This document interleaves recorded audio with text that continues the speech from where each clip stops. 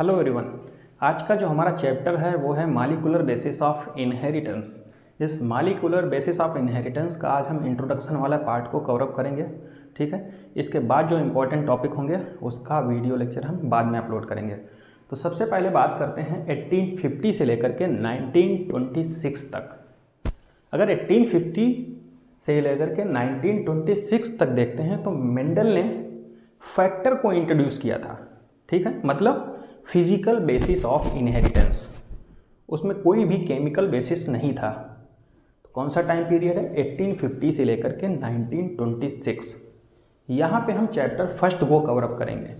इसके बाद 1926 से लेकर के आगे तक इसमें हमने पढ़ा है मॉलिक्यूलर बेसिस या केमिकल इनहेरिटेंस। और उस केमिकल इनहेरिटेंस में क्या क्या आएगा, मतलब केमिकल बेसिस में न्यूक्लिक एसिड आ सकते हैं, डीएनए या आरएनए, और डीएनए से आरएनए, आरएनए से प्रोटीन का फॉर्मेशन कैसे होता है वो भी इसमें पढ़ेंगे केमिकल बेसिस ऑफ इनहेरिटेंस में या मॉलिक्यूलर बेसिस ऑफ इनहेरिटेंस में। नेक्स्ट है हमारा ओपेरान मॉडल, इसको हम प्रीवियस लेक्चर में कवर अप कर चुके हैं लेकिन इसमें भी कंटिन्यू कर लेंगे हम। और है ह्यूमन जीनोम प्रोजेक्ट, और लास्ट वन है डीएनए प्रोलिफरेशन। क्लियर? तो ये आएगा हमारा किसमें? मॉलिक्यूलर बेसिस ऑफ इनहेरिटेंस में। तो सबसे पहले हम बात कर लेते हैं यहाँ पे न्यूक्लिक एसिड की। बेसिकली न्यूक्लिक एसिड हमारी बॉडी में दो टाइप के होते हैं, डीएनए और आरएनए। तो इसकी डिस्कवरी जो की थी न्यूक्लिक एसिड की, फ्रीडरिक मीसर साइंटिस्ट थे, और उन्होंने देखा था कि पस में कुछ सेल्स प्रेजेंट होती हैं। कहाँ पे? न्यूक्लियस ऑफ पस। ठीक है, तो उसमें जो है न्यूक्लिक एसिड की डिस्कवरी कर लिया था इन्होंने। बाद में इसके एसिडिक नेचर होने का पता लगा। न्यूक्लिक एसिड है तो पता होना चाहिए कि एसिडिक नेचर, तो इसके एसिडिक नेचर को किसने बताया? अल्टमान ने, और इसको बोल दिया कि न्यूक्लिक एसिड। और न्यूक्लिक एसिड मैक्रोमॉलिक्यूल होता है, तो हमको पता होना चाहिए कि मैक्रोमॉलिक्यूल है तो उसकी कुछ स्मॉलर सब यूनिट होंगी, और जो स्मॉलर सब यूनिट से बना होता है न्यूक्लिक एसिड, वो स्मॉलर सब यूनिट होती हैं न्यूक्लियोटाइड्स। क्लियर? तो nucleotides are the smaller sub unit of the nucleic acid. अब बात करते हैं कंपोनेंट ऑफ न्यूक्लियोटाइड। एक होता है न्यूक्लियोटाइड, दूसरा होता है न्यूक्लियोसाइड। तो न्यूक्लियोटाइड की बात करते हैं तो ये बना होता है फॉस्फेट ग्रुप, ठीक है, पेंटोस शुगर हो गया, एंड होता है हमारा नाइट्रोजनस बेस, राइबोस या डीऑक्सीराइबोस, दो शुगर होती हैं। आरएनए की बात करेंगे तो राइबोस शुगर, और डीएनए की बात करेंगे तो डीऑक्सीराइबोस शुगर।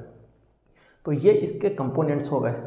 देखो, न्यूक्लियोटाइड और न्यूक्लियोसाइड में क्या डिफरेंस होता है? न्यूक्लियोटाइड जो होता है ना, वो फॉस्फेट ग्रुप की वजह से होता है। न्यूक्लियोटाइड, देखो पूरा न्यूक्लियोटाइड में कंपोनेंट क्या क्या होंगे? पेंटोस शुगर, नाइट्रोजनस बेस और फॉस्फेट। लेकिन अगर न्यूक्लियोसाइड की बात करते हैं तो वहाँ पे फॉस्फेट ग्रुप जो है वो एब्सेंट हो जाएगा। देखो, पेंटोस शुगर होगी और नाइट्रोजनस बेस होगा, लेकिन फॉस्फेट ग्रुप जो होगा वो नहीं होगा। किसमें? न्यूक्लियोसाइड में। अब हमने टू टाइप्स तो बता दिए, डीएनए और आरएनए। ठीक है, अब न्यूक्लियोटाइड यहाँ पे बताया गया फॉस्फेट, पेंटोस शुगर, राइबोस ये लिखा है, और नाइट्रोजनस बेसेस हेट्रोसाइक्लिक कंपाउंड। दो टाइप के होते हैं, एक तो प्यूरीन्स हो सकते हैं, एक होंगे पिरिमिडिन्स। प्यूरीन्स ऐसे कंपाउंड्स होंगे जिसमें दो साइक्लिक रिंग होगी। ठीक है, कितने? 9 मेंबर की, जैसे 1 2 3 4 5 6 7 8 9, तो 9 कार्बन की जो होगी, 9 मेंबर होंगे। ठीक है, और वहीं अगर पिरिमिडीन की बात करते हैं तो 6 मेंबर होंगे, जैसे 1 2 3 4 5 6। तो अगर दो रिंग की स्ट्रक्चर है तो बोल देंगे प्यूरीन, और सिंगल रिंग की स्ट्रक्चर है तो बोलेंगे हम पिरिमिडिन्स। और ये स्ट्रक्चर एडेनिन की है, ये ग्वानिन, ये साइटोसिन, ये थाइमिन, और ये यूरेसिल। बेसिकली थाइमिन को ही बोला जाता है 5 मिथाइल यूरेसिल। तो ये भी याद रखिए कि 5 मिथाइल यूरेसिल का दूसरा नाम अगर पूछता है तो थाइमिन है। अब यहाँ पे कुछ नोट में दिया गया है, each nucleotide contain 1 ester linked and 1 glycosidic linked. ठीक है, अगर हमको नंबर ऑफ ग्लाइकोसिडिक लिंकेज पता करना हो तो उसमें अगर तुमको एस्टर बांड पता है तो वही नंबर हो जाएगा ग्लाइकोसिडिक लिंकेज का। क्योंकि ग्लाइकोसिडिक लिंकेज और एस्टर बॉन्ड का लिंकेज जो होता है, एस्टर बॉन्डिंग जो होता है बराबर होते हैं। किसमें? न्यूक्लियोटाइड में। और अगर एस्टर बॉन्ड भी नहीं पता है तो आपको नंबर ऑफ न्यूक्लियोटाइड अगर पता है तो तीनों इक्वल होते हैं। मतलब किसी भी न्यूक्लियोटाइड में number of glycosidic linkage, number of ester linkage या नंबर ऑफ न्यूक्लियोटाइड तीनों सेम रहते हैं। ठीक है, तो इससे हम पता कर सकते हैं न्यूक्लियोटाइड में ये कितने, मतलब कि कितने परसेंटेज है इसका, कितने कंपोनेंट्स हैं इसके। अब बात करते हैं नाइट्रोजनस बेस न्यूक्लियोटाइड इन न्यूक्लिक एसिड। मतलब नाइट्रोजनस बेस न्यूक्लियोटाइड इन ए न्यूक्लिक एसिड। देखो, आइडेंटिफाइड बेस इन आरएनए की बात की गई है, नीचे है डीएनए। तो आरएनए में कौन कौन से बेसेस होंगे? Adenine, guanine, cytosine and uracil. Uracil किस में होगा? आरएनए में। वहीं यूरेसिल की जगह पे कौन सा आ जाएगा? थाइमिन, तो हो जाएगा हमारा डीएनए। तो देखो, बेसेस की बात करते हैं तो एडेनिन है, और राइबोस शुगर लगी तो क्या बन जाएगा? न्यूक्लियोसाइड।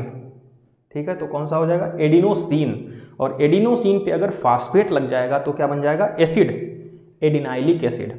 देखिए, बेस कौन सा है? एडेनिन। एडेनिन बेस के साथ राइबोस अगर जोड़ दी जाएगी तो न्यूक्लियोसाइड बन जाएगा, एडिनोसिन। और एडिनोसिन में अगर फास्फेट जोड़ दिया जाएगा तो बन जाएगा हमारा एसिड, एडिनाइलिक एसिड। ऐसे ही ग्वानिन से ग्वानोसिन, ग्वानाइलिक एसिड। साइटोसिन, सी से साइटोसिन, साइटिडीन और साइटिडाइलिक एसिड। ऐसे ही यूरेसिल से यूरिडीन एंड यूरिडाइलिक एसिड। क्लियर? अब identified the base in the DNA. DNA में बेस कौन कौन से? Adenine, guanine, cytosine and thymine. तो बेस देखिए एडेनिन से। अब देखो, डीएनए की बात कर रहा है तो शुगर कौन सी होगी? डीऑक्सीराइबोस। आरएनए से बात कर रहा था तो राइबोस शुगर होती है, और डीऑक्सीराइबोस तो डीऑक्सी एडिनोसिन। ठीक है, और डीऑक्सी एडिनाइलिक एसिड हो जाएगा इसका न्यूक्लियोटाइड। ग्वानिन से क्या होगा? डीऑक्सी ग्वानोसिन न्यूक्लियोसाइड, और डीऑक्सी ग्वानाइलिक एसिड। ये यहाँ पे इसको जोड़ लीजिए, यहाँ पे शुगर, डीऑक्सीराइबोस शुगर है यहाँ पे, और ये यहाँ पे होगा हमारा फॉस्फेट PO4-3। ठीक है, साइटोसिन से क्या होगा? डीऑक्सीसाइटिडीन, और न्यूक्लियोटाइड क्या हो जाएगा? डीऑक्सीसाइटिडाइलिक एसिड। टी से थाइमिन, डीऑक्सीथाइमिडीन, और न्यूक्लियोटाइड क्या हो जाएगा? डीऑक्सीथाइमिडाइलिक एसिड। क्लियर हो गया? अब देखिए नोट में क्या है? Both DNA and RNA content 4 different type of nucleoside as well as nucleotide. चाहे आरएनए की बात करें या डीएनए की बात करें तो 4 टाइप के न्यूक्लियोसाइड भी होंगे। देखो दिख रहा है न्यूक्लियोटाइड 4, आरएनए में न्यूक्लियोसाइड भी 4 ही हैं। आरएनए की बात कर रहा है चाहे डीएनए की, 4 होंगे। लेकिन अगर तुमसे पूछता है कि न्यूक्लिक एसिड में कितने होंगे तो 8 डिफरेंट टाइप के। देखो न्यूक्लियोसाइड कितने हैं? 8 हैं। ठीक है, तो ये समझ गए। अब डीएनए की बात करते हैं तो डीएनए की जो डिस्कवरी की गई थी ये भी एक क्या होता है? डीऑक्सीराइबो न्यूक्लिक एसिड ही है ना, एक टाइप। तो सीक्वेंस से पढ़ेंगे, पहले डीएनए की स्टडी कर लेंगे, उसके बाद हम पढ़ेंगे आरएनए के बारे में। तो यहाँ पे डीएनए को स्टार्ट करते हैं। डिस्कवरी किसने की थी? फ्रेडरिक मीसर ने। ठीक है, पस सेल में, यहाँ पे बताया था हमने न्यूक्लियस ऑफ पस। अब देखो टर्म किसने बताया था? यक्षर ने। ठीक है, तो ये एनसीईआरटी में नहीं दिया, अगर याद हो रहा ठीक है, नहीं याद हो रहा कोई बात नहीं। माइक्रोमॉलिक्यूल होता है और वेट 10⁶ से 10⁹, और ये माइक्रोमॉलिक्यूल होता है किसका? न्यूक्लियोटाइड का। बहुत सारी न्यूक्लियोटाइड मिलके न्यूक्लिक एसिड का फॉर्मेशन कर लेते हैं। न्यूक्लिक एसिड एक माइक्रोमॉलिक्यूल होता है और न्यूक्लियोटाइड एक सब यूनिट होती है, स्मॉलर सब यूनिट इसकी। Long polymer of deoxyribo nucleotide, यही बताया है। और पहली बार स्टडी किसने किया था? विल्किंस एंड फ्रैंकलिन ने। किसका यूज किया था? एक्सरे डिफरेंशिएशन डाटा का, एक्सरे क्रिस्टेलोग्राफी। और इसके बाद हम पढ़ेंगे डबल हेलिकल स्ट्रक्चर, वो हम नेक्स्ट टॉपिक में कवरअप करेंगे। ये आज हमने इंट्रोडक्शन वाले पार्ट को कवरअप कर लिया है। ठीक है, थैंक यू।